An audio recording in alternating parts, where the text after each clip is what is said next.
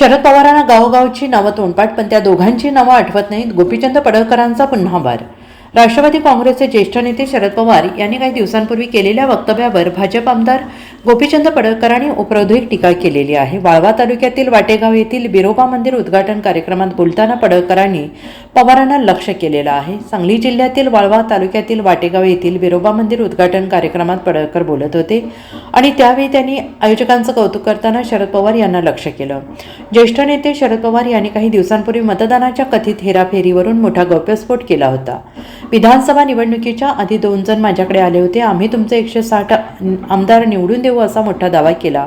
त्या दोघांची नावं आठवत नसल्याचं पवारांनी म्हटलंय. शरद पवारांच्या या दाव्यानंतर खळबळ उडाली आहे. या वक्तव्यावरून भाजप आमदार गोपीचंद पडळकर यांनी म्हटलंय, पवार साहेबांना संपूर्ण महाराष्ट्रातील प्रत्येक गावातील सगळ्या लोकांची नावं आठवतात, पण जे 2 लोक त्यांच्याकडे जाऊन 160 आमदार आणून देण्याचा दावा करतात त्यांची नावं मात्र पवार विसरले, असं म्हणत पडळकरांनी पुन्हा त्यांना लक्ष केलंय. शरद पवारांविरोधात पडळकर यांची टीका ही नवी नाही. पूर्वीपासूनच त्यांनी पवार कुटुंब आणि राष्ट्रवादी काँग्रेसच्या भूमिकांवर सवाल उपस्थित केले आहेत. मात्र यावेळी पवारांच्या वक्तव्यावर विनोदी शैलीचा आधार देत पडळकरांनी त्यांना टोला लगावला आहे. सागर भाऊ, तुम्ही जे काम करताय, लोकांची गावाची तुम्ही नावं वाचली, हे सगळ्यांना जमत नाही. मला वाटतं शरद पवारांना तुम्ही दिसताय गावाची सगळी नावं माहीत असतात.